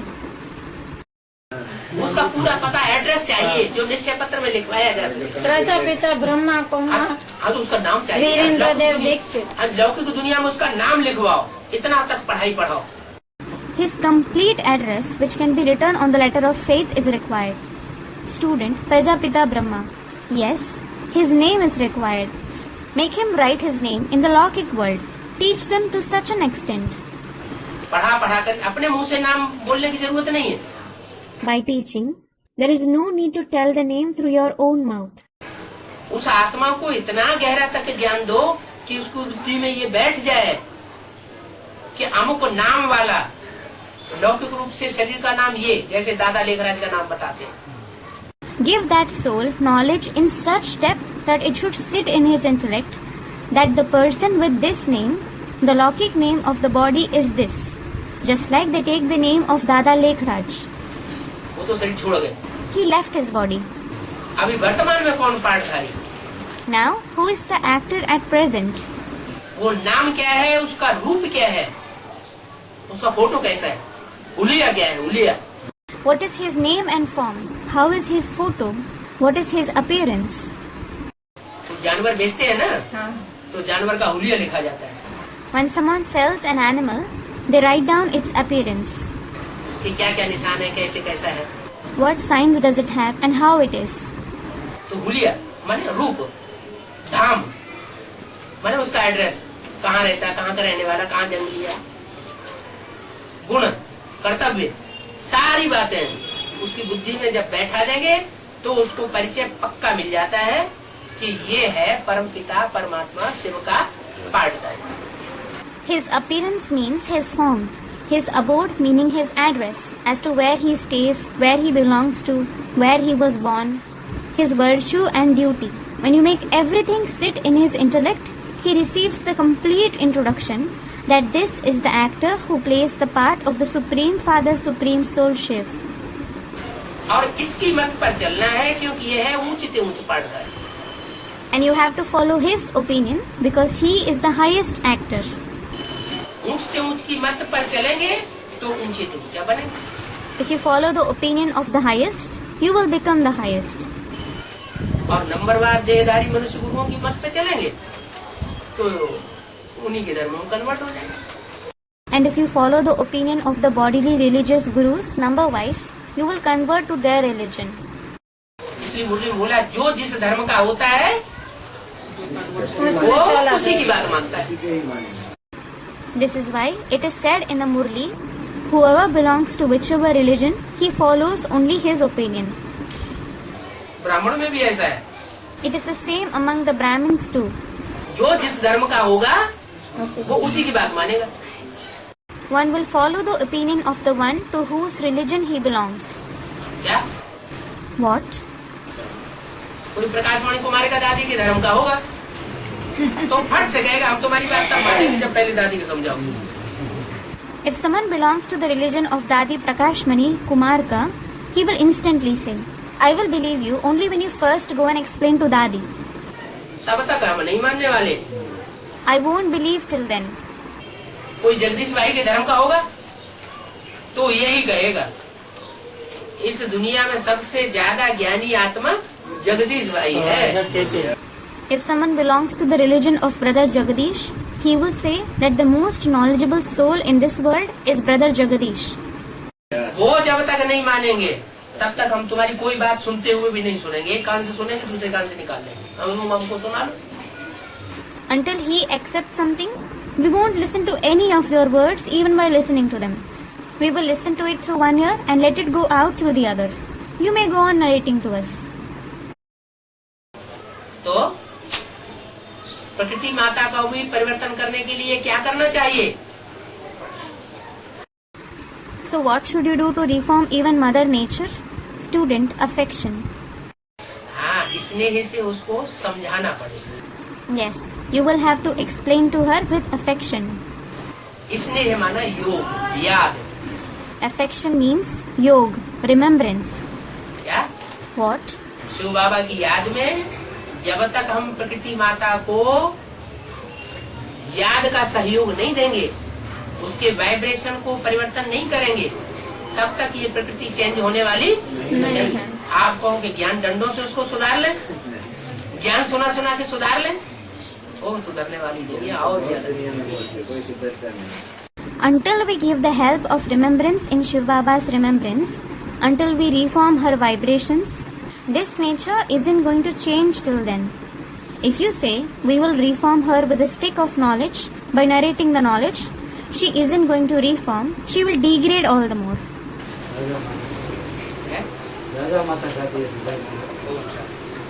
Om Shanti. तो धीरज धर मनुआ, धीरज धर। So, have patience, O might, have patience. ऐसे धीरे धीरे तपाते हुए ज्ञान सुनाओ। है? Narrate knowledge to them slowly by patting them in this way. ये बैठना चाहिए ना कि ईश्वर का ज्ञान है तो हमारी भी सदगति होने वाली है। It should sit in the intellect that when it is God's knowledge, we are also going to attain Sadgati, shouldn't it? है? आया है लेट तो लेकर जाएगा। हाँ। Student, he has come, he will go only after taking us along. Yes, ये कही बात। that's quite something. Concluded.